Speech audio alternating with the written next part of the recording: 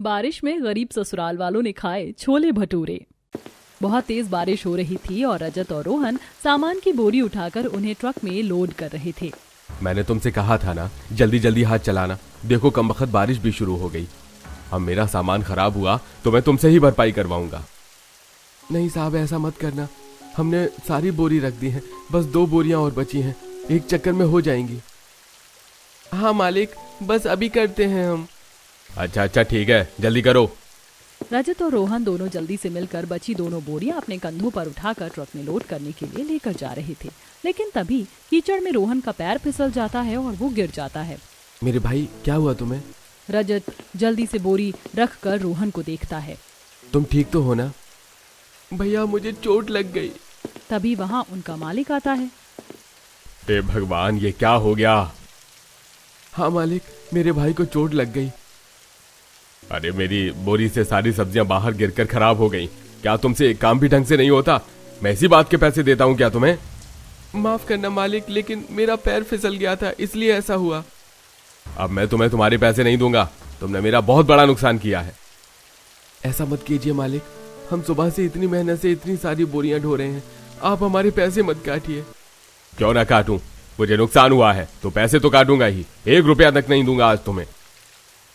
ऐसा मत कीजिए, घर पर बच्चे भूखे हैं, हमें उन्हें भी खाना खिलाना है। रोज की दिहाड़ी से ही हमारे घर का चूल्हा जलता है। रजत और रोहन के बार बार विनती करने के बाद भी महेंद्र नहीं मानता और आखिर में उन्हें केवल 100 रुपए ही देता है। पैसे लेकर बारिश में दोनों बड़ी मुश्किल से घर की तरफ जा रहे थे। गिरने की वजह से रोहन के पैर में चोट लगी थी और वह लंगड़ा कर चल रहा था। तुझे तो बहुत चोट लगी है, चल डॉक्टर के पास चलते हैं। अरे नहीं भैया, मामूली सी चोट है, इसमें भला डॉक्टर के पास जाने की क्या जरूरत? जरूरत क्यों नहीं है? देख कितना खून बह रहा है। नहीं भैया, डॉक्टर के बिना वजह पैसे ले लेगा। हमारे पास इतने पैसे नहीं है, हमें राशन भी लेना है। आप घर चलिए, मैं घर जाकर इस पर कुछ लगा लूंगा। लेकिन मेरे भाई। कोई बात नहीं भैया, मैं बिल्कुल ठीक हूँ। रोहन रजत की बात को बीच में काटते हुए कहता है और उसे डॉक्टर के पास ले जाने से मना कर देता है। वहीं दूसरी तरफ, हे भगवान, आज फिर से घर में पानी भर गया है। पहले ही छत कम टपक रही थी, जो ऊपर से पानी भी भर गया। हाँ बिल्कुल सही कहा, पूरे घर में पानी भर गया है। तो सही है ना दादी, हमारे घर में भी स्विमिंग पूल बन गया। हाँ, हम इसमें तैरेंगे। चुप करो, कुछ भी बोलते हो। इतना गंदा पानी घर में घुस रहा है और इन्हें मस्ती की पड़ी है। ये तो बच्चे हैं, इन्हें क्या ही पता। अब हमें पानी निकालना होगा। चलो बच्चों, तुम भी हमारी मदद करो। सभी बाल्टी की मदद से घर से बाहर पानी निकालने लगते हैं। बारिश में उन्हें बहुत परेशानी होती थी। वहीं दूसरी तरफ रजत और रोहन भी राशन लेकर घर वापस आ जाते हैं। रोहन को लगी चोट देखकर सभी घबरा जाते हैं। अरे बेटा, क्या हुआ? इतनी चोट कैसे लग गई तुझे? माँ, रोहन का पैर फिसल गया और वो गिर गया, इसलिए उसे इतनी चोट लग गई। तो भैया, आप डॉक्टर के पास क्यों नहीं गए? मैंने इसे बहुत बोला, लेकिन इसने मेरी बात नहीं मानी। क्यों? माँ, पहले ही हमारे मालिक ने आज हमारी पगार काट ली। ऊपर से जो पैसे हमें मिले वो भी मैं डॉक्टर को दे देता तो घर में राशन तो खत्म हो गया था ना, इसलिए मैं डॉक्टर के पास नहीं गया और हम थोड़ा राशन ले आए। हे भगवान, कितने मजबूर हैं हम। डॉक्टर के पास जाने के लिए भी पैसे नहीं है और ना ही पेट भर खाने के लिए। क्या होगा हमारा? कोई बात नहीं माँ, तुम चिंता मत करो। तब रजत जल्दी से रोहन को पलंग पर बैठाता है और पहले उसकी चोट साफ करता है और थोड़ा डेटॉल लगाने के बाद, डिटॉल से इसमें इन्फेक्शन नहीं बढ़ेगा। मैं हल्दी का पेस्ट लगा देती हूँ, उससे आराम होगा। रोहन की चोट का इलाज करने के बाद रिया सबके लिए खाना बनाती है और सबको परोसती है। क्या माँ, आज सिर्फ खाने में चावल ही है? माँ, हम सूखे चावल कैसे खाएं? हाँ बेटा, सूखे चावल तो गले से नीचे उतरते ही नहीं है। आज हम सिर्फ चावल ला पाए, कोई बात नहीं, हम कल थोड़ी सब्जी भी ले आएंगे। अजी, आप भी कितने नखरे कर रहे हैं। बच्चों का तो फिर भी समझ में आता है। अब जो मिला है वो खा लीजिए। आज पहले ही बच्चों को काम पर कितनी परेशानी हुई है। हाँ, मैं तो बस ऐसे ही कह रहा था, मुझे कोई परेशानी नहीं। सूखे चावल भी अच्छे होते हैं। चलो बच्चों, अब खाना शुरू करो। इस तरह उन्हें बड़ी परेशानी होती थी। दिन गुजर रहे थे और उसके साथ बारिश का मौसम भी अपना कहर बरसा रहा था। वहीं रजत और रोहन को भी काम करने में बड़ी परेशानी होती थी। एक दिन बच्चे घर के आंगन में खेल रहे थे, तब उनके पास मोनू आता है। और बताओ, तुमने आज क्या खाया? आज हमने दाल चावल खाए थे। मैं जब भी तुमसे पूछता हूँ तब तुम हमेशा दाल चावल का ही नाम लेती हो। क्या तुम्हारे घर पर सिर्फ यही बनता है? क्या तुम कभी कुछ और नहीं खाती? बनता है ना, हमारे घर भी अलग खाना बनता है। हमारे घर रोटी सब्जी भी बनती है।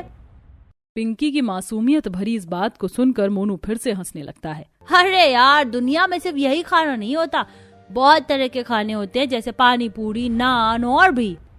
अच्छा, तो तुमने आज क्या अलग खाया? मैंने तो आज छोले भटूरे खाए हैं। क्या कहा? छोले भटूरे? अरे भटूरे नहीं, भटूरे होते, भटूरे। भटूरे? हाँ भाई, हाँ भटूरे। ये क्या होते हैं? मैंने तो आज से पहले कभी इनका नाम भी नहीं सुना। क्या कहा तुमने? कभी भटूरे नहीं खाए? नहीं, मैंने कभी भटूरे नहीं खाए। कैसे होते हैं ये? अरे बहुत टेस्टी होते हैं, इन्हें खाकर तो मजा आ जाता है। इनके जितना टेस्टी खाना कुछ नहीं होता। तुम भी कभी खाकर देखना, मजा ही आ जाएगा। इतना कहकर मोनू वहाँ से चला जाता है और छोले भटूरों का नाम सुनकर पिंकी और चिंटू के मुंह में पानी आ जाता है। पिंकी, मुझे भी छोले भटूरे खाने हैं। हाँ, मुझे भी खाने। चलो हम भी मम्मी को जाकर बोलते हैं। दोनों बच्चे दौड़ते हुए घर के अंदर जाते हैं। अरे अरे, ऐसे कीचड़ के हाथ पैर लेकर दौड़े कहाँ रहे हो? जाओ पहले हाथ पैर धो लो, बारिश के मौसम में भी बड़ी दिक्कत है। दादी, हम हाथ पैर बाद में धोएंगे, पहले आप हमारी बात सुनिए, हमें बहुत जरूरी बात बतानी है। अच्छा, ऐसी क्या जरूरी बात है? बताओ बच्चों। बुआ, क्या आपने कभी छोले भटूरे खाए हैं? क्या छोले भटूरे? अचानक से तुम्हें छोले भटूरे कहाँ से याद आ गए? मैंने भी कभी बहुत पहले खाए थे, मुझे तो उनकी याद ही दिला दी तुमने। तब वो कैसे होते हैं छोले भटूरे? आपने हमें नहीं खिलाया, अकेला अकेला खा लिया।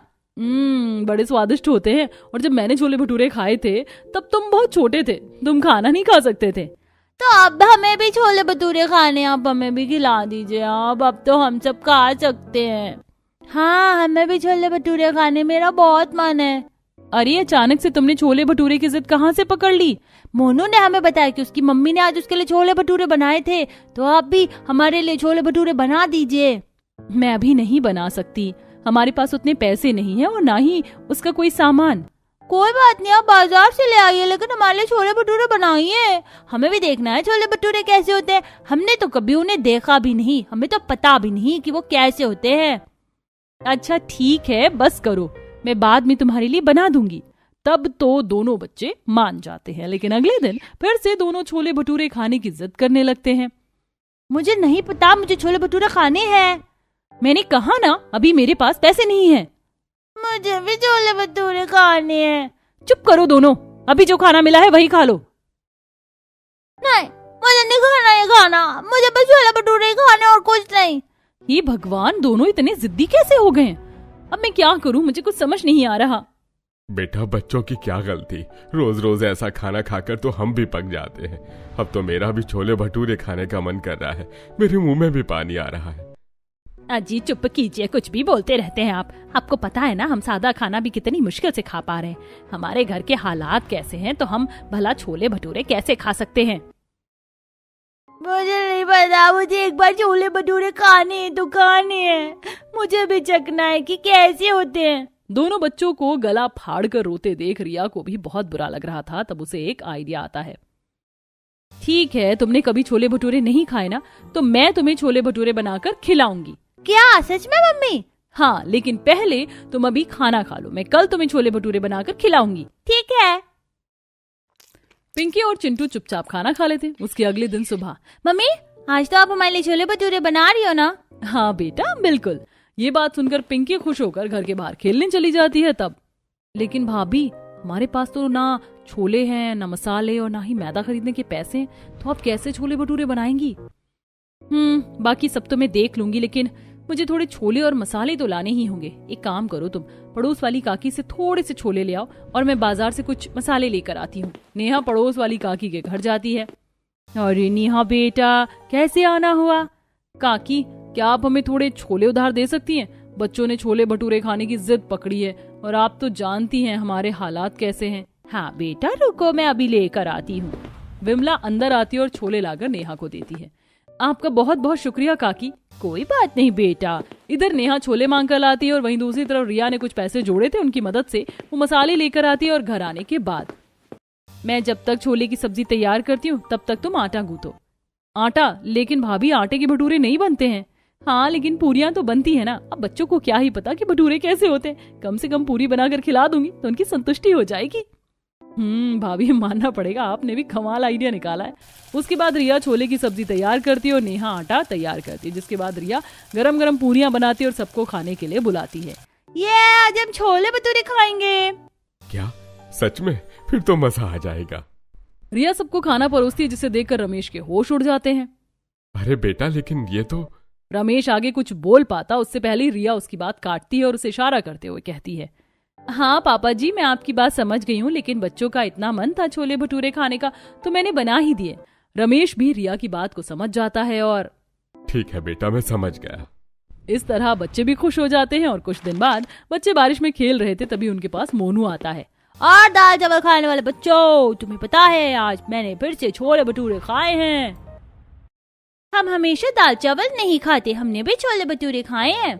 क्या कहा? मैं मान ही नहीं सकता, तुमने तो कभी उसका नाम भी नहीं सुना, तो तुम्हें क्या पता उनका असली स्वाद? मुझे तो पता है, तुम मुझसे झूठ बोल रहे हो। नहीं, हम झूठ नहीं बोल रहे, हमने पिछले हफ्ते छोले भटूरे खाए, मेरी मम्मी ने बनाए थे। हाँ, बहुत स्वादिष्ट थे, मजा आ गया। मुझे यकीन नहीं है, क्या सबूत है तुम्हारे पास? तुम हमारे घर पर आना, हम तुम्हें भी खिलाएंगे। ठीक है, मैं खुद अपनी आंखों से देखूंगा। कुछ दिन बाद पिंकी और चिंटू फिर से छोले भटूरे खाने की जिद करते हैं, क्योंकि उन्हें अपने आप को सही साबित जो करना था। बड़ी मुश्किलों के बाद आखिरकार रिया उनकी ये डिमांड पूरी करने के लिए तैयार हो जाती है। ठीक है, मैं आज बना देती हूँ, लेकिन तुम ऐसे बार बार जिद नहीं करोगे। ठीक है मम्मी।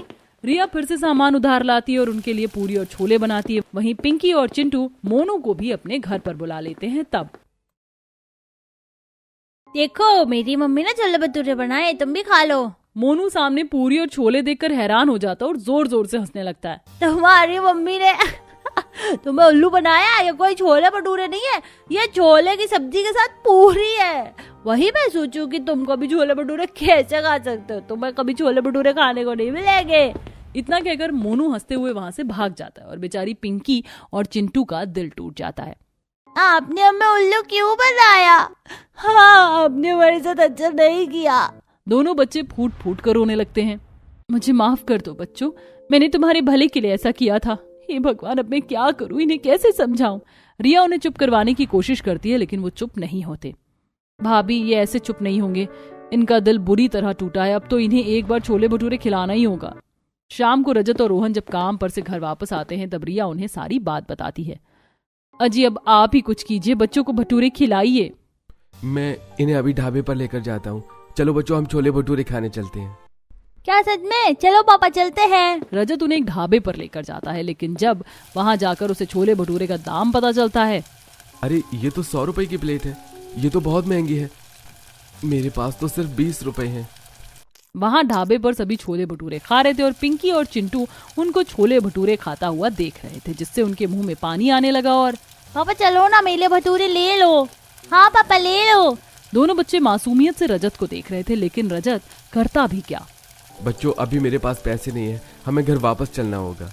रजत की ये बात सुनते ही दोनों बच्चों का दिल टूट जाता है और उनकी आंखों में आंसू आ जाते हैं। आंखों में आंसू लिए दोनों बच्चे घर वापस आते हैं और बिना खाए पिए ही सो जाते हैं। पता नहीं मैं कैसा पिता हूँ, मैं उनकी खाने की भी एक इच्छा भी पूरी नहीं कर सका। कोई बात नहीं जी, आज हम छोले भटूरे नहीं खिला सके तो क्या हुआ, हम अपने बच्चों को एक बार छोले भटूरे जरूर खिलाएंगे। इस तरह दिन गुजरते हैं। उनकी हालत काफी खराब थी। ऐसे ही एक दिन बहुत तेज बारिश हो रही थी और सभी बाहर आंगन में बैठे थे। ये तो छोले भटूरे की खुशबू है। हाँ, बहुत अच्छी खुशबू आ रही है, लेकिन हमें कभी छोले भटूरे खाने को नहीं मिलेंगे। हाँ, सच कहा बच्चों, बहुत अच्छी खुशबू आ रही है। मेरा भी छोले भटूरे खाने का बहुत मन कर रहा है, मेरे मुंह में तो पानी आ गया। सच कहूँ तो इतने दिनों से छोले भटूरों का नाम सुन सुनकर और आज इतनी अच्छी खुशबू के बाद तो मेरा भी छोले भटूरे खाने का मन करने लगा है। तभी मोनू छोले भटूरे खाते हुए अपनी छत पर आता है और जैसे ही पिंकी और चिंटू उसकी तरफ देखते हैं, तब वह भटूरा खाते हुए उन्हें चिढ़ाता है। देखो देखो, मैं असली छोले भटूरे खा रहा हूँ, तुम तो नकली छोले भटूरे खाते हो। ऐसे मजाक उड़ाकर मोनू वहाँ से चला जाता है।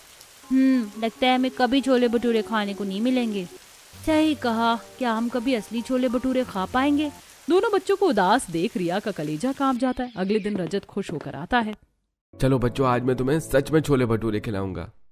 नहीं, हमें कहीं नहीं जाना। उस दिन भी हमने दूसरों को खाते हुए देखा तो खुद नहीं खा पाए थे। हाँ, उस दिन भी आपने हमें उल्लू बनाया था। नहीं बच्चों, मुझे पता चला है थोड़ी दूरी पर यहाँ एक साप्ताहिक बाजार लगता है जहाँ पर सस्ते छोले भटूरे मिलते हैं। मैं तुम्हें आज जरूर खिलाऊंगा।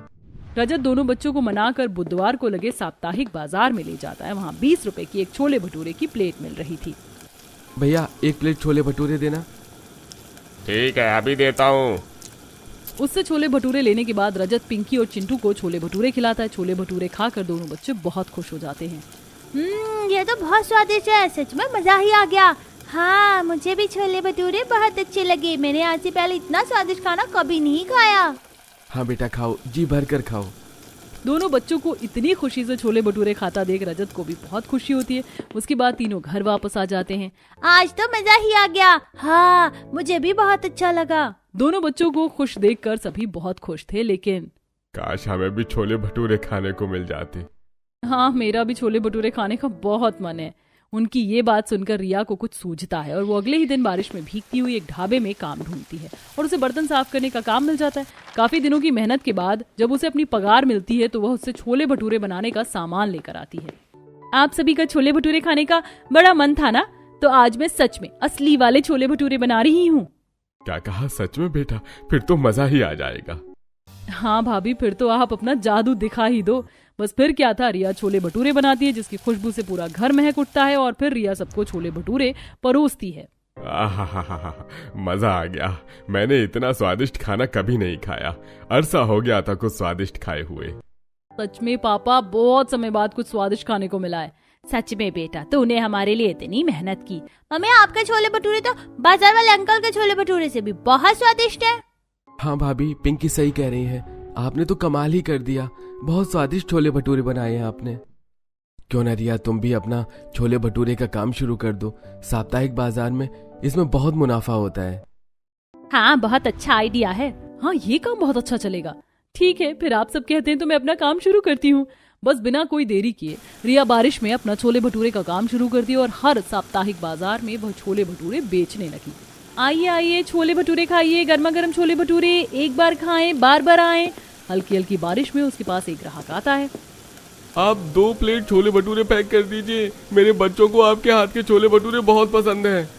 जी मैं अभी कर देती हूँ। इस तरह रिया छोले भटूरे का काम शुरू करती है और उसे इसमें मुनाफा भी होने लगा और वह घर पर सबके लिए छोले भटूरे भी बनाने लगी, जिसके बाद अब बारिश में सभी छोले भटूरे का आनंद लेते थे।